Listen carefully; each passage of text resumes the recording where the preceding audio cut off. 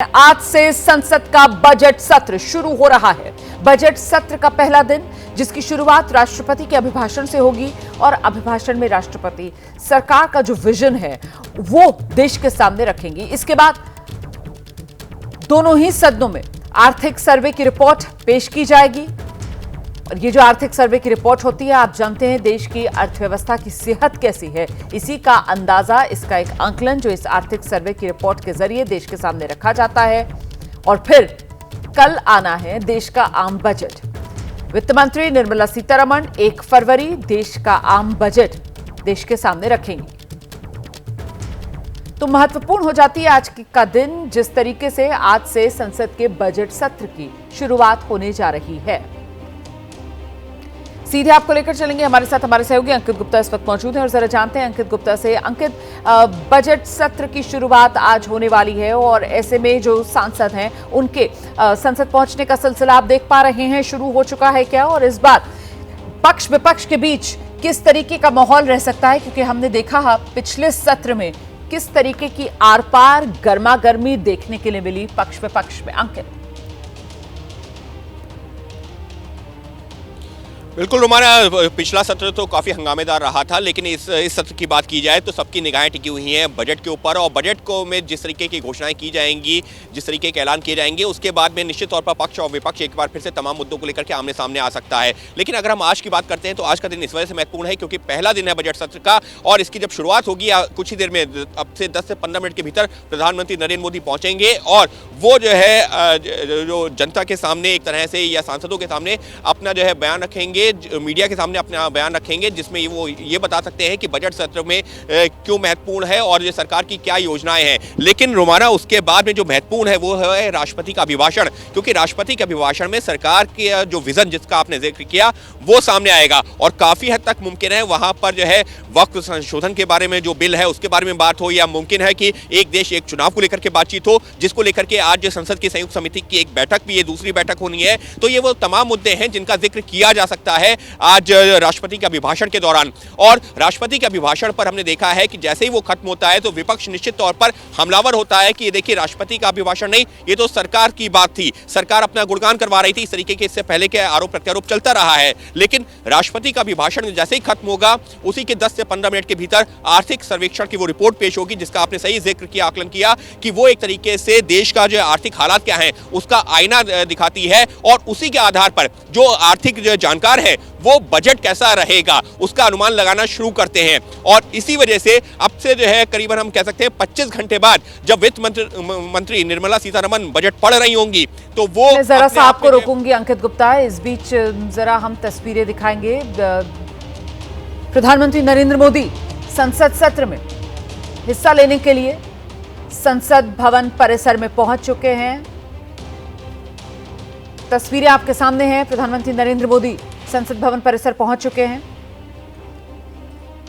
और देखिए, जब सत्र की शुरुआत होती है तो प्रधानमंत्री की तरफ से हर बार हम देखते हैं इस परंपरा का निर्वहन किया जाता है कि प्रधानमंत्री जो है वो मीडिया के सामने आते हैं, अपनी बात रखते हैं और ये अपेक्षा जताते हैं कि जो सदन है उसकी कार्रवाई चलेगी, पक्ष विपक्ष के बीच एक समन्वय, एक सहयोग और एक सकारात्मक भूमिका जो है वो विपक्ष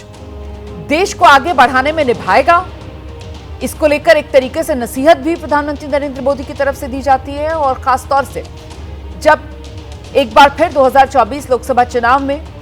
देश में मोदी सरकार चुनकर आई, तब भी हमने देखा था सत्र शुरू होने से पहले प्रधानमंत्री नरेंद्र मोदी की तरफ से खासतौर से जो युवा सांसद आए हैं, जो पहली बार सदन में चुनकर आए हैं, उनको बोलने का मौका दिया जाए, उनके सामने एक अच्छी मिसाल कायम की जाए, इसको लेकर भी नसीहत जो है वो रखी गई थी देश के सामने। एक बार फिर से आपको लेकर चलेंगे, हमारे साथ हमारे सहयोगी अंकित गुप्ता इस वक्त मौजूद है और जरा अंकित से जानते हैं। अंकित, अब तो बस थोड़ी ही सी देर का इंतजार है और उसके बाद हम देखेंगे वो तस्वीरें मिलने लगेंगी जब राष्ट्रपति जो हैं वो अपने अंगरक्षकों के साथ राष्ट्रपति भवन से निकलेंगी, अभिभाषण के लिए संसद भवन परिसर पहुंचेगी। अंकित गुप्ता।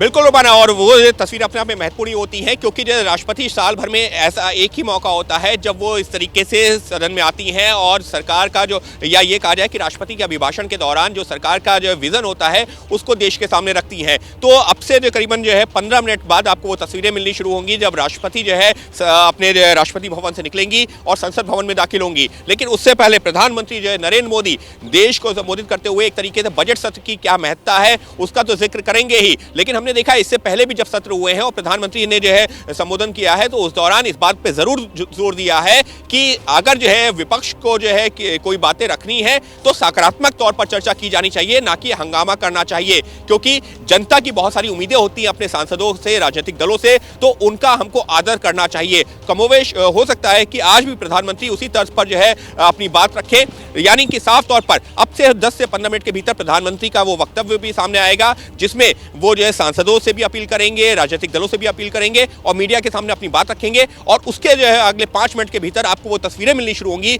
जब राष्ट्रपति जो है द्रौपदी मुर्मू राष्ट्रपति भवन से निकलेंगी और संसद भवन में पहुंचेंगी और 11 बजे का वो वक्त है जब राष्ट्रपति का अभिभाषण शुरू होगा जिसमें सरकार के विजन के बारे में, सरकार की क्या तैयारी है, क्या कुछ किया है और आगे क्या करना है, इसका जो ब्यौरा एक तरीके से राष्ट्रपति के अभिभाषण के दौरान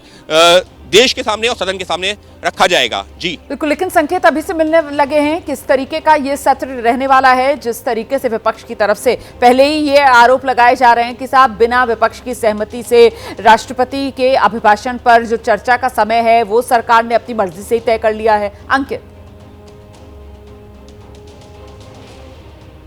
देखिए, ये हमेशा जो इस तरीके का, पिछले अगर हम कुछ सालों की बात करें कि राष्ट्रपति का जब भी अभिभाषण होता है, हमने तो ये भी देखा है कि कुछ राजनीतिक दलों ने उसका जो है एक तरीके से बॉयकॉट भी किया था। तो पहले अमूमन इस तरीके का नहीं होता था, लेकिन पिछले कुछ सालों में जो राजनीति बदली है वो भी हमने देखी है और राष्ट्रपति के अभिभाषण पर जो है जैसे ही उनका खत्म होता है आरोप प्रत्यारोप का सिलसिला भी देखने को मिलता है। विपक्ष बहुत तरह के आरोप भी लगाता है कि राष्ट्रपति के अभिभाषण में सरकार ने अपनी वाहवाही करवाई है, अपने गुणगान करवाए हैं, इस तरीके की बातें भी हमने देखी हैं। तो आज भी जब राष्ट्रपति का अभिभाषण खत्म होगा उसके बाद में विपक्ष की तरफ से निश्चित तौर पर कई तरह के सवाल जरूर उठाए जा सकते हैं, लेकिन इसमें कोई दो राय नहीं है कि राष्ट्रपति का अभिभाषण जो होता है वो जो है जो सरकार की बात होती है। ऐसा नहीं है कि राष्ट्रपति अपने आप से कोई बात करती है, वो सरकार का ही एजेंडा कि सरकार ने पहले क्या किया है, सरकार के आगे की क्या तैयारी है, दोनों सदनों के सांसदों को एक साथ संबोधित करती हैं और इसी वजह से ये महत्वपूर्ण होता है। और क्योंकि ये जो है राष्ट्रपति का अभिभाषण हर सत्र में नहीं होता है, जो साल का पहला सत्र होता है यानी कि जो बजट सत्र होता है जिसकी आज से शुरुआत हो रही है, उसका जो पहला 1 से 1.5 घंटा राष्ट्रपति के अभिभाषण को डेडिकेट किया जाता है और उसके बाद में तमाम मुद्दों पर चर्चा शुरू होती है। लेकिन निश्चित तौर पर सही कहा आपने कि आरोप प्रत्यारोप का सिलसिला जरूर चलेगा। और एक और महत्वपूर्ण बिंदु जो इस सत्र के दौरान नजर आ सकता है वो है वक्फ संशोधन बिल। मैं उसी पर आना चाह रही थी क्योंकि हम सब जानते हैं किस तरीके से बजट सत्र है, तो जाहिर सी बात है बजट सत्र की अपनी अहमियत हो जाती है, लेकिन साथ ही साथ इस बार इस सत्र में वो 16 विधेयक हैं जिसको लाने की तैयारी में है सरकार।